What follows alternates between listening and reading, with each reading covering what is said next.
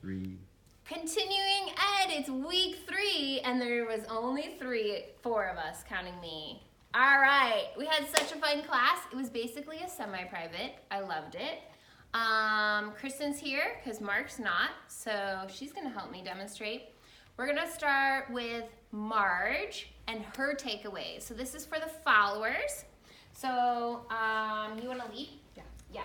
And then we worked on her sugar top. So we had 1, 2, 3, and 4. On count 4, we talked about not being split weight here, but making sure that you've already propelled your body all the way over your right foot on count 4.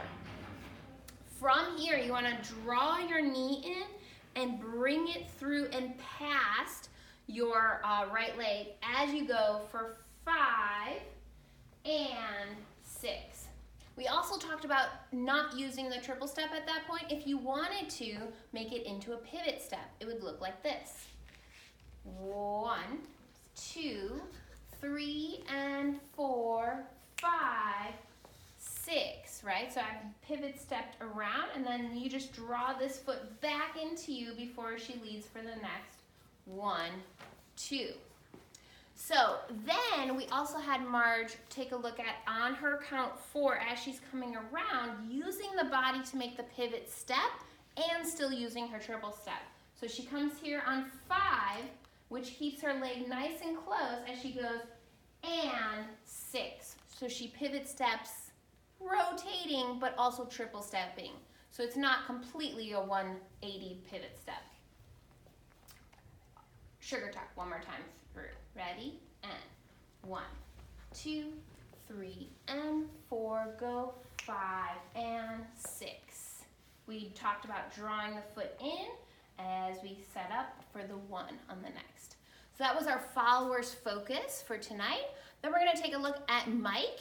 Mike had his leaders focus, and we took a look at the foot placement. So instead of having both of our feet in parallel, facing straight at 12 o'clock, we want to have the left and the right slightly angled to 11 and a 1, or a 1:15 and 10:45.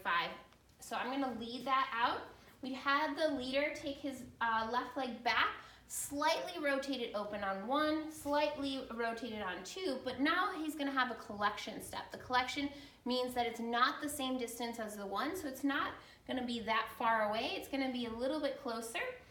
On count 2, we talked about staying over the right leg as we kickstand with the left for the 3 and 4, 5 and 6. So as we did our sugar push, we allowed the body to stay pitched slightly forward at an angle to build the compression versus allowing it to go backwards, which then makes us have to use our arms to send our follower away from us. Again, it looks like 1, 2, 3, and 4, 5, and 6. If we stay in the compression, then it's very simple and easy for me to just take a step forward, which sends the follower away from me.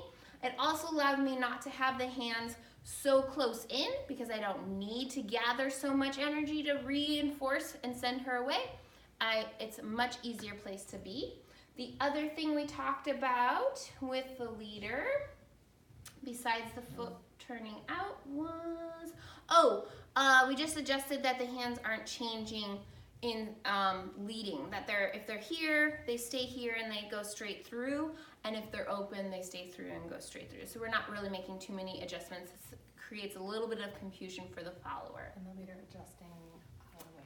Yes, that was our next level advancing. So first was placement of the feet, then the next was the pitch of the body, and then the last element was on count 2, starting to find where you wanted to place your own self on the left or the right of the slot and letting the follower come straight through. So at angle, as a leader, I wouldn't be staying in her way and running nose to nose with her, right? I want to give her that space. So I'm going to hang out over here on my right side, or I'm going to hang out over here on my left side, or I'm going to change it, right, and make sure that I'm just a little bit off of that center line of the slot. Start to play with that, guys. All right, thanks. Have a great week.